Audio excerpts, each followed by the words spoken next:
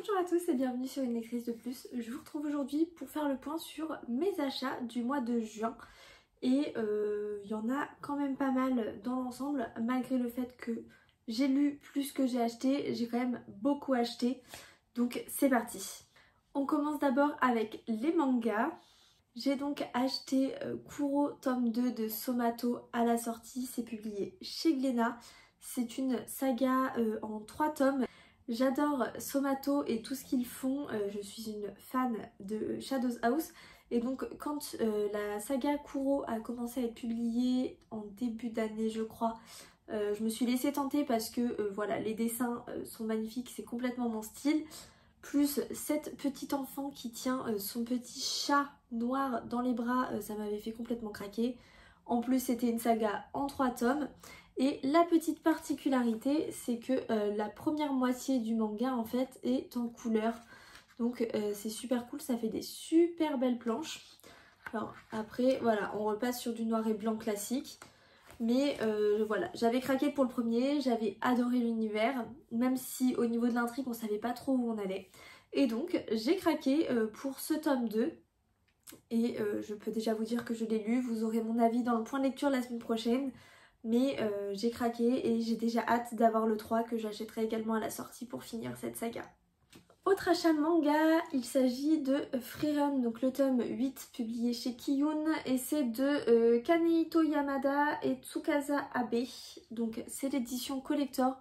Je ne suis pas à jour dans mes lectures mais puisque ce sont des collectors, je saute dessus. Donc j'ai pas tous les tomes dans la bibliothèque mais j'ai les collectors. Je voulais absolument celui-ci puisque dans les goodies exclusifs, comme vous pouvez le voir, on avait le petit jeu de cartes. Je joue pas spécialement beaucoup aux cartes, mais j'avoue que j'aime bien en avoir un.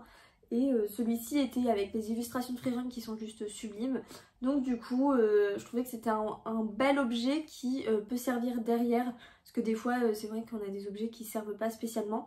Mais pour le coup, celui-ci, il est vraiment utilisable à long terme. Donc je trouvais ça super cool.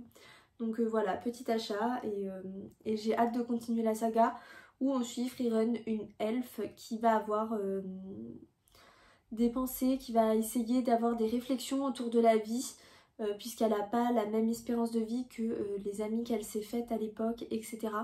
Et je trouve ça hyper prenant et j'aime beaucoup. Au mois de juin, j'ai également acheté de la BD. Alors c'est pas quelque chose qui arrive régulièrement, mais j'essaie d'en acheter de plus en plus et donc j'ai trouvé d'occasion Vampiria Inquisition, donc le premier tome de Victor Dixon et Eder Messias. C'est publié chez Soleil. Je sais jamais quel est l'éditeur Soleil, je crois que c'est une collection, je ne sais plus. Mais j'étais trop contente de la trouver d'occasion. C'est vrai qu'elle me faisait très envie depuis la sortie, étant une fan de Victor Dixon et de Vampiria de manière générale. J'avais pas spécialement envie de la payer plein pot, je trouvais que c'était un peu cher. Sachant que pour être tout à fait honnête, les dessins c'est pas complètement ma came. On est sur du dessin, je saurais pas l'expliquer, mais c'est pas le style de dessin qui me fait craquer à fond. Mais pour l'univers, je voulais vraiment les découvrir, donc quand j'ai trouvé d'occasion, j'étais super contente. Pareil, c'est une BD que j'ai déjà lue, puisque autant vous dire que aussitôt acheté, aussitôt lu. Hein, mais on est dans l'univers de Vampiria, mais avec aucun rapport avec la saga en roman.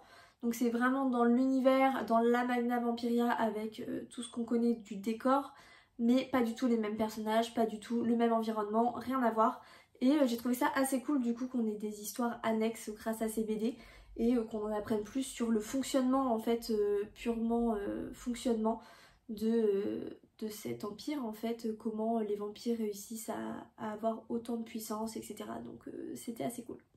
Encore de la BD avec celle-ci, donc La Sentinelle du Petit Peuple de Forns, Carbone et Barreau, et c'est publié chez Dupuis. Donc le tome 1 et le tome 2, je les ai achetés en lot. Il y avait un lot, la première BD achetée, la deuxième offerte, je sais plus c'était écrit comment. Mais en gros pour le prix d'une, j'avais les deux premières pour découvrir.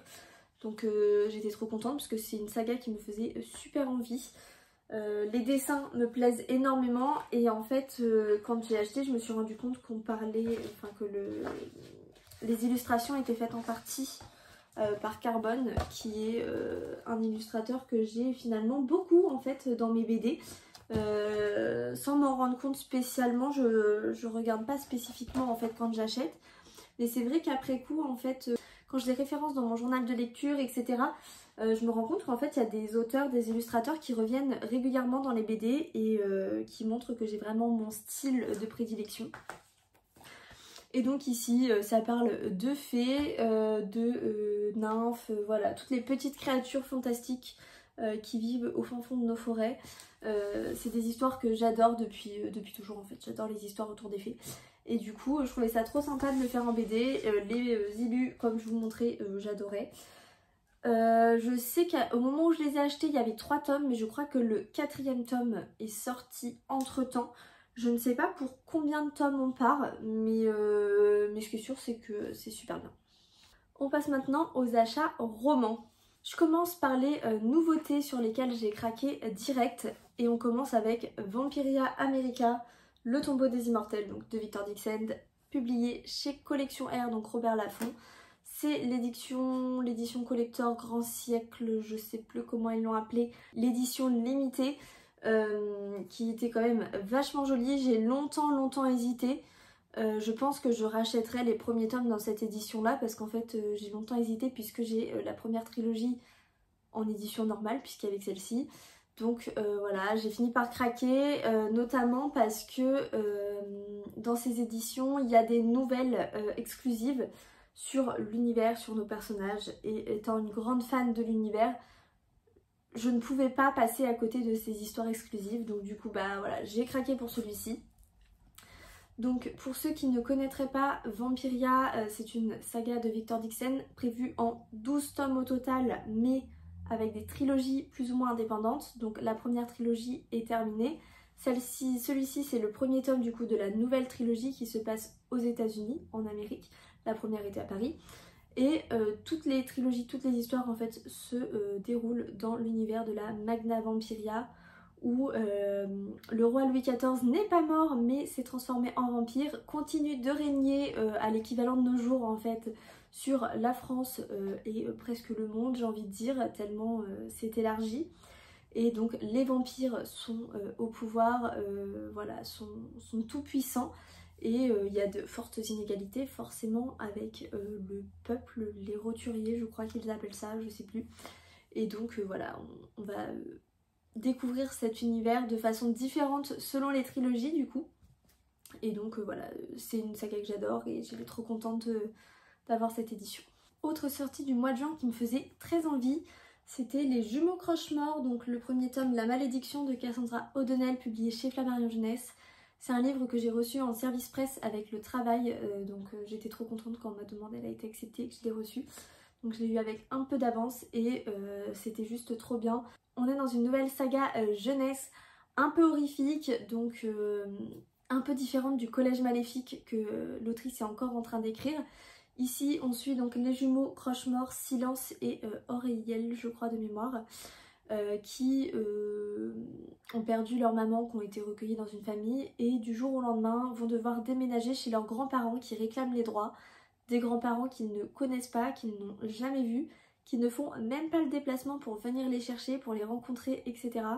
Et là ils vont arriver dans une ville un peu étrange où le téléphone n'existe pas, la wifi n'existe pas. Tout le monde est en uniforme, il n'y a qu'une école qui porte leur nom, enfin voilà, super glauque. Et évidemment il va se passer des choses un petit peu étranges, un petit peu horribles. Et ce premier tome est ultra introductif mais donne très envie. Donc voilà, c'était un achat que j'aurais fait dans tous les cas et je ne peux que vous conseiller. On passe ensuite à des trouvailles d'occasion et pour le coup je suis trop contente. J'ai donc trouvé d'occasion le tome 4 de Percy Jackson, La bataille du labyrinthe de Rick Riordan, publié chez Albin Michel dans la collection Wiz. Je sais même pas si cette collection existe encore. Le mois d'avant, je sais plus si c'est en avril ou en mai, mais j'ai eu la chance de trouver les 3 premiers tomes de Percy Jackson avec les anciennes couves d'occasion aussi.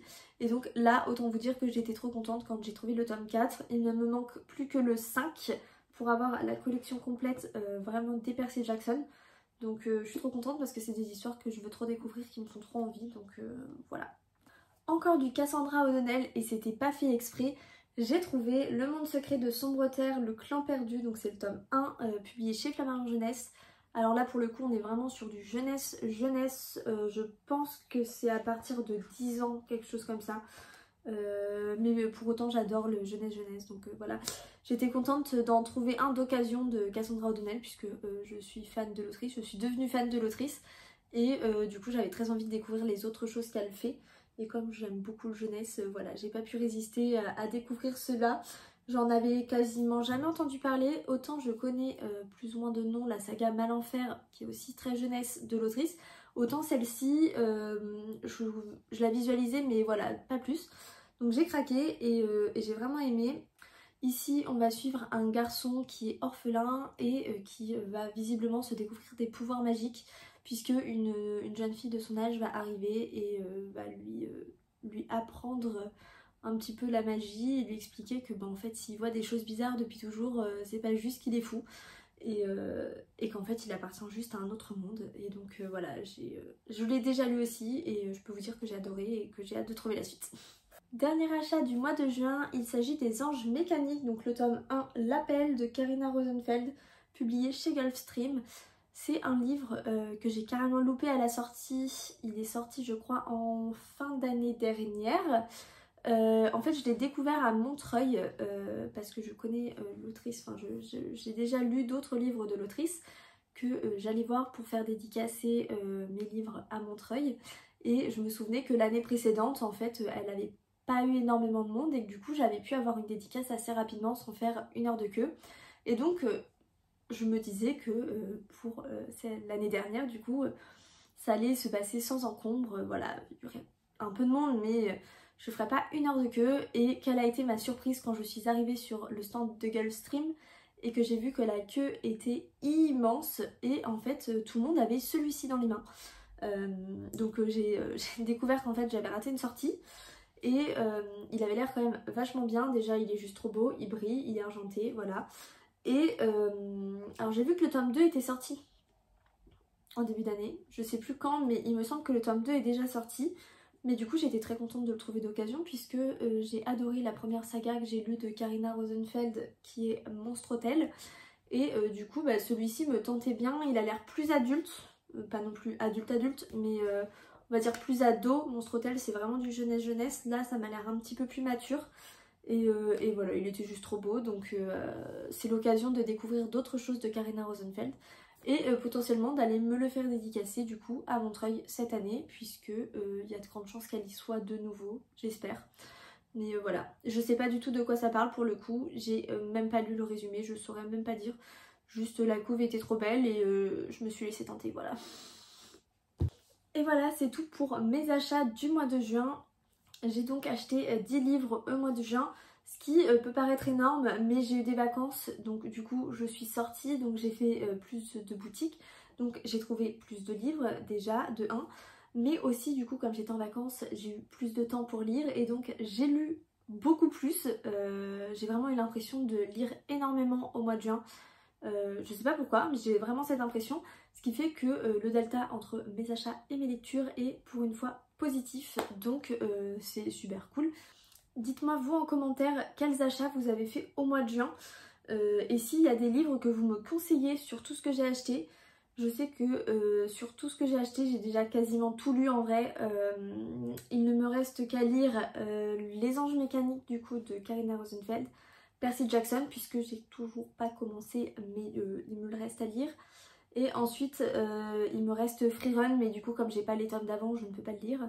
Mais voilà, dites-moi lesquels vous avez lus et que vous avez adoré. Et du coup si vous avez lu Les Anges Mécaniques et Percy Jackson, dites-le moi aussi pour me motiver à fond et que ce soit dans mes prochaines lectures. Si vous n'êtes pas encore abonné, je vous invite à le faire parce que ça me fait trop plaisir et parce qu'on approche des 600 abonnés de plus en plus, donc c'est trop cool. N'hésitez pas aussi à liker la vidéo et à la partager et moi je vous dis à bientôt dans une nouvelle vidéo.